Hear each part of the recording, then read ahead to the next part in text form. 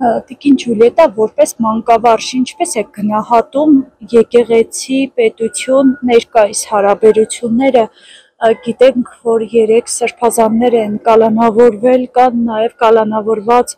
հոգևորականներ Արագածոտնի թեմից, ինչ կասեք, իշխանությունը ինչ է փորձում ապացուցել իր այս քայլերով։ Այսօրվա բոլոր դեպքերը, որոնք տեղի են ունենում Հայաստանում, հայ ազգի, հայ ժողովրդի ամոթն ու խայտառակությունն է, շատ վատ եմ գնահատում, այսինքն գնահատելու բան չկա, ունենք ղեկավար, որը թուրքական, թուրքի բոլոր տված, պահանջած գործերը ինքը ի կատար է ածում, այսինքն Հայաստանը դառնում է թուրքի վիլայետ, այսպես ասած, և ոչ մի անգամ դարեր շարունակ Հայաստանը գոյություն ունեցել և եկեղեցին միշտ եղել է հայ ազգի մշակույթի լեզվի պաշտպանը, ոչ մի անգամ նման ոտնձգություն եկեղեցու դեմ չի եղել, նույնիսկ թուրքերը չեն կարողացել եկեղեցու դեմ նման բաներ անել։ Այսօր այս տահագ, այս դժվարացքը ոչ միայն եկեղեցականներին է ձերբակալում, այլ ավերում է հայի հավատքը, կրոնը, և զարմանալին գիտեք որն է, որ առաջինը քրիստոնեություն ընդունած ժողովուրդը, երբ տեսնում ես ահավոր չարիքը եկած հայ ժողովրդի գլխին, դուրս չեն գալիս, չեն ըմբոստանում, ես պատկերացնում եմ, որ պետք է հրաբարակը լցված լինի ժողովուրդով, բայց ցավոք սրտի այսօր անտարբերություն ավելի շատ է։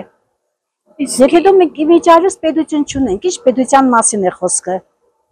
Մենք ոչ միայն պետություն, այլև ղեկավար չունենք, ընդամենը թուրքական մի փոքրիկ խմբակ է, որը նստել ու ղեկավարում է Հայաստանն ու հայ ազգին։ Երբեք չեմ վախեցել և չեմ էլ վախենա այս ներկայիս իշխանություններից։ Ինչու համար պետք է վախենամ։ Սա վախի մթնոլորտ չէ, պարզապես ավելի շատ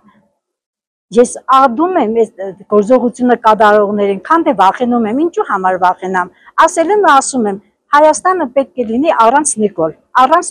ներքին թուրքերի։ Ժողովուրդը, եթե գիտեք, վախկոտ հոգեբանություն հայ ունեցել է և ունի նաև այժմ, դա ապացուցվել է նույնիսկ ընտրությունների ժամանակ։ Երբ ընտրակաշառք էին բաժանում, վերցնում ասում են, եթե չընտրեք, իրանք կգիտենան, կհասկանան, որ չեն ընտրել։ Այսինքն վախկոտ է մնում։ Երկրի համար մտածողը, երկրի համար պայքարողն էլ պայքարող է մնում,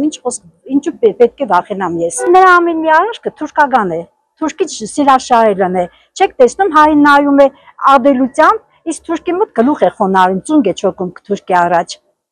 Եվ հետո որ խաղաղության մասին է խոսք, ես ուզում եմ դրան մի անգամ հաստատ, ինչ խաղաղություն, որ խաղաղությունը, որ տարածքների գլուխ կերար, Արցախը հանձնեցիր, և հետո թուրքի հետ խաղաղություն հնարավոր է։ Դա բացառություն է, որ թուրքը հանկարծ կարող է խաղաղ ապրել հայերի հետ։ Սա խաղաղություն չէ, սա գաղութացում է, Հայաստանի գաղութացումն է Թուրքիայի կողմից։